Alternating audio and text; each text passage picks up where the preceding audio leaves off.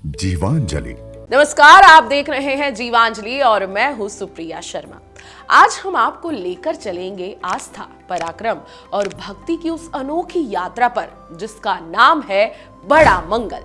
जी हाँ, ज्येष्ठ मास के मंगलवार, तपती गर्मी, तेज धूप, लेकिन इसके बावजूद श्रद्धालुओं का जोश बिल्कुल कम नहीं होता। मंदिरों में लंबी लंबी कतारें, सड़कों पर भंडारे और हर तरफ गूंजता हुआ एक ही नाम, हनुमान जी। जय हनुमान, जय श्री राम। लेकिन सवाल यह है कि आखिर ऐसा क्या है इस दिन में जो इसे बाकी मंगलवारों से बड़ा बना देता है? क्यों इस दिन को महामंगल कहा जाता है? आज हम आपको बताएंगे इसके पीछे छिपी वो कथाएं जो इसे बनाती है बेहद खास। बड़े मंगलवार की महत्वता बताते हुए कई कहानियां हैं, जिसमें से पहली कहानी है भक्ति की शुरुआत जब मिले राम और हनुमान। जी हाँ, रामायण काल का वह अद्भुत पल जब भगवान राम अपनी पत्नी सीता की खोज में जंगल जंगल भटक रहे थे। उनके साथ थे लक्ष्मण और मन में था दुख, चिंता और उम्मीद का मिश्रण। उसी समय उनकी मुलाकात होती है एक साधु से जो दिखने में साधारण लेकिन वास्तव में असाधारण थे। वो थे स्वयं हनुमान जी। हनुमान जी ने पहले प्रभु श्री राम की परीक्षा ली, उनसे बातचीत की और जब उन्हें यह विश्वास हो गया कि यही उनके आराध्य हैं, तो उन्होंने अपना वास्तविक स्वरूप प्रकट किया। यही वो क्षण था जब एक भक्त को उसका भगवान मिला और एक भगवान को उनका सबसे समर्पित सेवक मिला।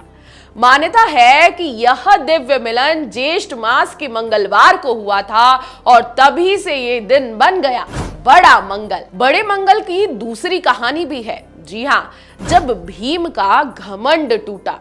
अब बात करते हैं महाभारत काल की, जहां शक्ति और पराक्रम की कोई कमी नहीं थी। पांडवों में सबसे बलशाली माने जाते थे भीम। अपनी ताकत पर उन्हें बहुत गर्व था। एक दिन रास्ते में उन्हें एक बूढ़ा बानर दिखाई दिया जो अपनी पूंछ फैलाकर लेटा हुआ था। भीम ने उसे हटने के लिए कहा, लेकिन वानर ने बड़ी ही शांति से जवाब दिया, मैं बूढ़ा हूं, तुम ही मेरी पूंछ हटाकर निकल जाओ। भीम ने सोचा ये तो आसान काम है, लेकिन जैसे ही उन्होंने पूंछ उठाने की कोशिश की, वो हिली तक नहीं। जी हाँ, भीम ने अपनी पूरी ताकत लगा दी, लेकिन नतीजा वही था कि पूंछ हिली ही नहीं। तभी उन्हें समझ आया कि यह कोई साधारण वानर नहीं हो सकता। उन्होंने विनम्र होकर क्षमा मांगी और तभी प्रकट हुए हनुमान जी अपने असली रूप में। यह घटना सिखाती है कि अहंकार चाहे कितना भी बड़ा क्यों ना हो, सच्ची शक्ति के सामने टिक नहीं सकता। इसी कारण इस दिन को बुढ़वा मंगल भी कहा जाता है और ये कहानी बताती है कि बुढ़वा मंगल का कितना अधिक महत्व है। बड़े मंगल की एक और कहानी है जब जली सोने की लंका। जी हाँ, अब जरा उस दृश्य की कल्पना कीजिए। लंका नगरी सोने से सजी हुई, हर तरफ वैभव ही वैभव, और उसी लंका में पहुंचे हनुमान जी माता सीता का संदेश लेके। लेकिन अहंकारी रावण ने उन्हें एक साधारण बंदर समझ लिया, उनका अपमान किया और यही उसकी सबसे बड़ी भूल साबित हुई। हनुमान जी ने पहले शांत रहकर सब सहा, लेकिन जब मर्यादा की सीमा पार हो गई तो उन्होंने अपना विराट रूप धारण किया।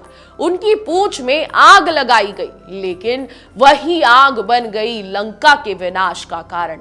पूरा नगर जल उठा और यह संदेश दिया गया कि अन्याय और अहंकार का अंत निश्चित है। ये तो हो गई कहानी कि बड़ा मंगल क्यों मनाया जाता है और अन्य मंगलवार के मुकाबले बड़ा मंगलवार क्यों महत्वपूर्ण होता है।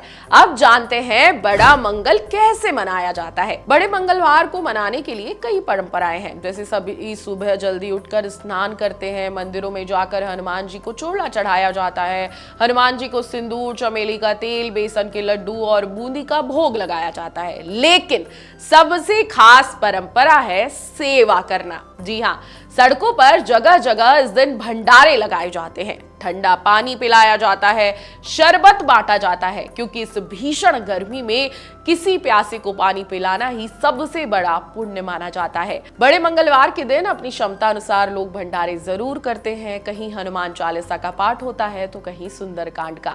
हर कोई हनुमान जी की भक्ति में बड़े मंगलवार को लीन दिखाई देता है।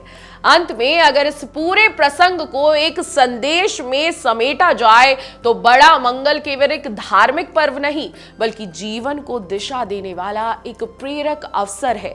यह हमें याद दिलाता है कि केवल ताकत होना ही पर्याप्त नहीं होता, बल्कि उस ताकत के साथ विनम्रता भी उतनी ही जरूरी है। सच्ची भक्ति वही है जिसमें सेवा का भाव जुड़ा हो, और सफलता तभी सार्थक बनती है जब उसमें संस्कारों की झलक दिखाई दे। तो आप बड़े मंगलवार को अपनी क्षमता अनुसार जरूरतमंदों की सहायता जरूर करें, प्यासे को पानी पिलाएं, किसी के चेहरे पर मुस्कान लाकर इस दिन को वास्तव में सार्थक बनाएं, हनुमान जी का स्मरण करें, उनसे शक्ति और सद्बुद्धि की कामना करें और अपने जीवन में सकारात्मकता को अपनाएं। मैं हूं सुप्रिया शर्मा, आप देख रहे थे जीवांजलि। जल्द ही फिर मुलाकात होगी एक नई कहानी और एक नई जानकारी के साथ। नमस्कार। अगर आपको हमारा ये वीडियो पसंद आया हो तो हमारे चैनल जीवांजलि को सब्सक्राइब करें